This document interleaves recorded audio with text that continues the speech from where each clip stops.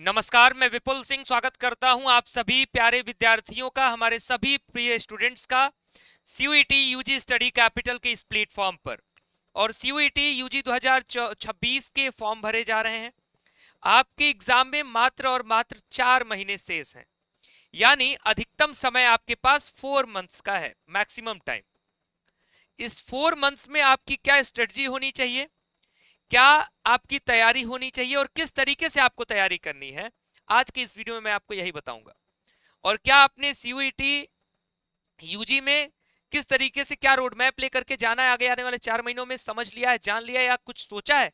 नहीं सोचा है तो इस वीडियो को ध्यान से देखिए। मैं आपको बहुत ही अच्छे ढंग से स्टेप बाय स्टेप एक एक बात जो है हर मंथ वाइज आपको समझाऊंगा। बस मेरी बातों को ध्यान से सुनिएगा और समझने का प्रयास करिएगा। मेरा वादा है कि इस वीडियो को देखने के बाद आप अपनी पढ़ाई को एक नई दिशा, एक नया पैटर्न दे सकते हैं for your CUET entrance exam. पहला निर्देश यही है कि सीयूईटी एंट्रेंस एग्जाम को हल्के में नहीं लेना है। ये इंतजार नहीं करना है कि बोर्ड समाप्त हो जाएंगे तब मैं सीयूईटी के लिए लगूंगा, तब बहुत देर हो जाएगी। खैर, सारी बातें डिस्कस करूंगा। उससे पहले चैनल पर पहली बार जितने भी लोग विजिट कर रहे हैं, चैनल को सब्सक्राइब करिएगा, बेल आइकन प्रेस करिएगा। मुझे पहली बार देख रहे हैं, स्टडी कैपिटल के चैनल को पहली बार देख रहे हैं, तो चैनल के साथ जुड़े रहिएगा। आपके लिए हर प्रकार की गाइडेंस वीडियो, हर प्रकार की इंफॉर्मेटिव वीडियो समय पर और सही वीडियो आप तक पहुंचती रहेगी। आपको शायद ही किसी और चैनल की आवश्यकता पड़े, आपको कोई भी जानकारी चाहिए, CUET UG study capital search करिए, आपको सारी अपडेट्स मिल जाएंगी। बाकी आप हमारे ऐप को डाउनलोड करोगे स्टडी कैपिटल को, जिसका लिंक डिस्क्रिप्शन बॉक्स में या प्ले स्टोर पर भी सर्च कर सकते हो, तो वहां आपके लिए क्रैश कोर्स मिल जाएगा, प्रैक्टिस के लिए मॉक टेस्ट मिल जाएगा, पेपर को समझने के लिए पीवाईक्यूज मिल जाएंगे और फ्री कंटेंट बहुत सारे मिल जाएंगे, जिसके माध्यम से आप अपनी तैयारी कर सकते हो, प्रैक्टिस कर सकते हो।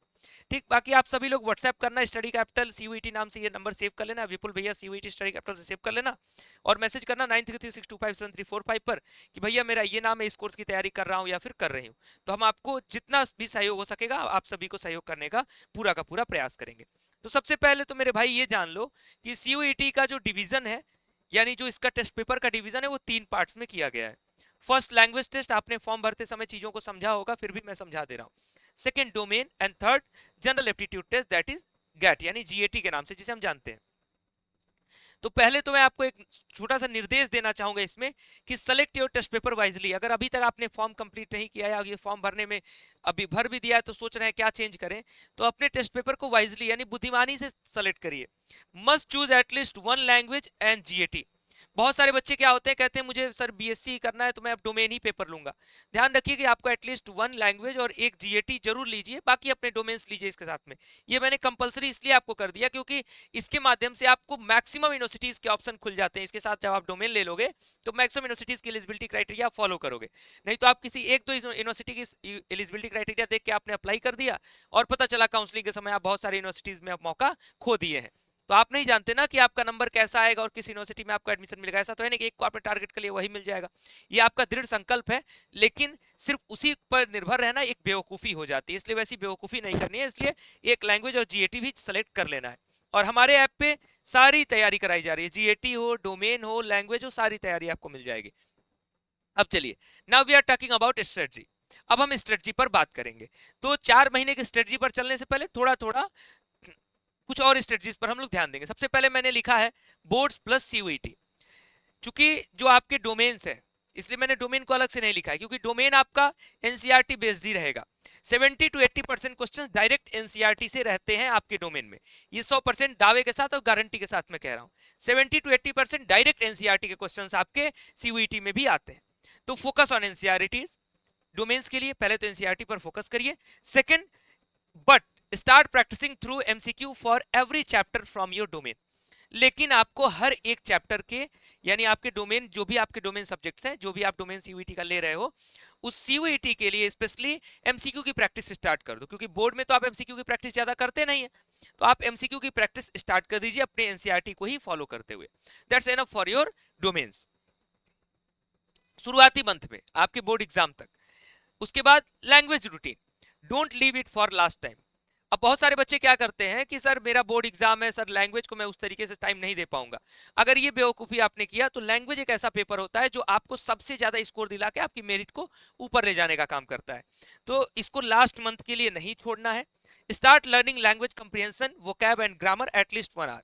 अपने दिन में आप चाहे किसी वीडियो क्लास के माध्यम से, चाहे यूट्यूब क्लास के माध्यम से, चाहे किसी टेस्ट पेपर के माध्यम से, किसी भी माध्यम से वोकैब का, लैंग्वेज का और कंप्रिहेंशन का थोड़ा थोड़ा पढ़ाई, थोड़ी थोड़ी प्रैक्टिस एटलीस्ट 1 घंटे की जरूर करिए प्रतिदिन दिन में लैंग्वेज के लिए।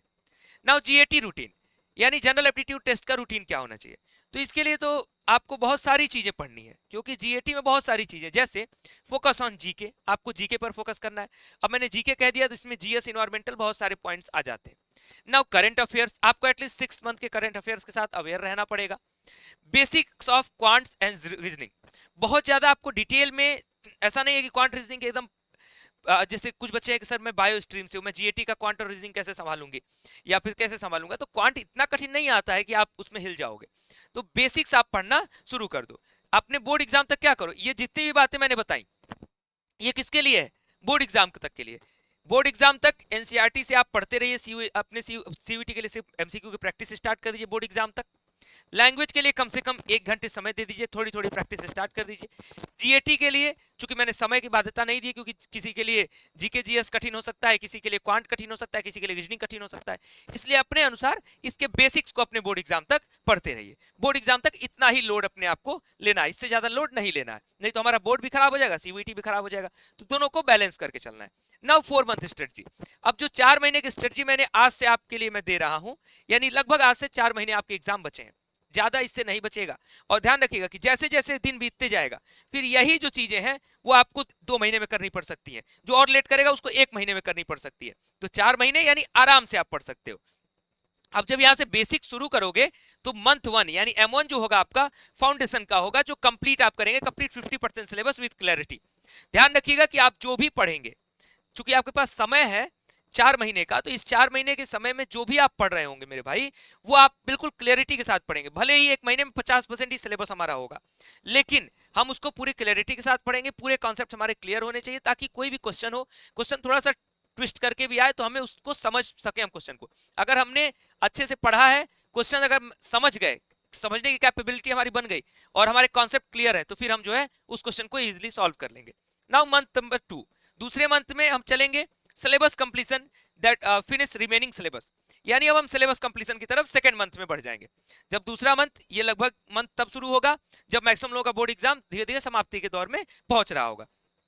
तो वहां आप क्या करेंगे, फिर उस मंथ में आप जो है अपना सिलेबस कंप्लीट करेंगे, यानी 1 महीना 2 महीना तक आप क्या किया, आपने पूरा का पूरा सिलेबस कंप्लीट किया।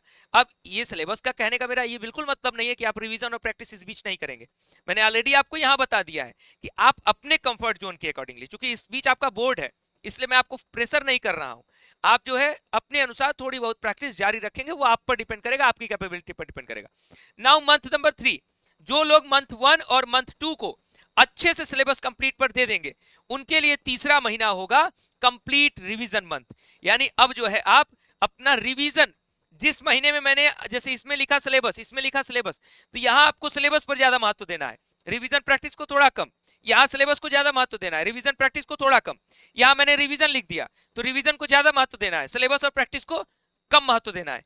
फिर मंथ 4 में अगर आपने अच्छे से रिवीजन किया तो मंथ 4 आपके लिए कंप्लीट प्रैक्टिस का मंथ होना चाहिए, यानी सबसे ज्यादा क्या करनी है, प्रैक्टिस करनी है, साथ में रिवीजन और सिलेबस थोड़ा बहुत चलता रहेगा। तो इस शेड्यूल को अगर आप फॉलो करते हैं आगे आने वाले 4 महीनों में, ये बहुत कठिन नहीं है। ऐसा नहीं है कि कोई मैंने बहुत ज्यादा ट्विस्टेड फॉर्मूला आपको बता दिया जो आप नहीं झेल पाओगे। मैंने देखो कितना बेसिक वे में आपको बताया, मैंने आपकी उस दर्द को समझते हुए बताया कि आप बोर्ड के भी दर्द को झेलोगे और सीयूईटी के भी दर्द को झेलोगे। लेकिन सिर्फ बोर्ड के ही दर्द को झेलते रह जाओगे तो आपका भविष्य जो है, बोर्ड के बाद कुछ समझ में नहीं आएगा कि मैं कहाँ जाऊं अब। और सिर्फ सीयूईटी के प्रेशर को अगर झेलोगे तो फिर बोर्ड में ज्यादा कम नंबर हो जाएंगे, तो वो भी एक कष्ट की बात हो जाएगी, आपका पूरा का पूरा मोटिवेशन डाउन हो जाएगा और इज्जत भी खराब हो जाएगी। ठीक, बोर्ड का नंबर कुछ नहीं देता है तो कम से कम इज्जत तो जरूर देता है कि भैया ये 90% पाया है, ये टैलेंटेड होनहार बच्चा है। ठीक, तो ये अगर आप स्ट्रेटजी फॉलो करोगे, बेहद ही कॉमन वे में मैंने आपको बताया है, आप इसको समझ लीजिए और इसको फॉलो करना शुरू कर दीजिए। और ठीक आपकी यही स्ट्रेटजी हमारे ऐप पर भी फॉलो होगी, दैट इज स्टडी कैपिटल। आपको ऐसे ही पहले और दूसरे महीने तक अच्छे से सिलेबस कराया जाएगा, बीच बीच में थोड़ा थोड़ा रिवीजन, थोड़ी थोड़ी प्रैक्टिस चलती रहेगी। उसके तीसरे महीने में हम रिवीजन के फेज में चलेंगे और चौथे महीने में पूरी तरह से प्रैक्टिस के फेज में चलेंगे। यही हमारा भी फॉर्मूला होने वाला है। तो आप सभी लोग स्टडी कैपिटल ऐप डाउनलोड कर लीजिए। हमसे कुछ भी संपर्क करना है तो आप हमारे इस नंबर पर संपर्क कर लीजिए। हमारे social media account the study capital तो हमारे चैनल का ऑफिशियल अकाउंट है, आप वहां भी हमें कनेक्ट कर सकते हैं। @विपुल सिंह BHU ये मेरा इंस्टाग्राम, ट्विटर, फेसबुक अकाउंट है। @विपुल सर ऑफिशियल ये भी मेरा इंस्टाग्राम अकाउंट है। ये दोनों मेरे पास लॉगिन रहता है, तो आप यहाँ मुझसे संपर्क कर सकते हैं, ठीक, किसी भी व्यक्तिगत क्वेरी के लिए। तो फिलहाल इस वीडियो में इतना ही। आप सभी प्यारे विद्यार्थियों को ढेर सारी शुभकामनाएं, आपके बोर्ड एग्जाम के लिए भी और आपके CUET एग्जाम के लिए भी। आप इस चीज के लिए आश्वस्त रहिए, गारंटीड रहिए कि मैं आपके साथ आपके एग्जाम ही नहीं, आपके काउंसलिंग तक साथ में बना रहूंगा, ठीक। 1% की भी कोई भी समस्या नहीं आने वाली है। आपके बड़े भाई के रूप में मैं आपके साथ जुड़ा रहूंगा। Thank you so much. Video को लाइक करिएगा अगर बेटर लगा हो तो। अगर हमारा एफर्ट, हमारी मेहनत अगर आपको सुटेबल लगती है तो लाइक जरूर करिएगा और शेयर करिएगा, ताकि ये स्ट्रेटजी वीडियो बाकी अन्य विद्यार्थियों तक भी पहुंच सके। बहुत बहुत धन्यवाद। नमस्कार।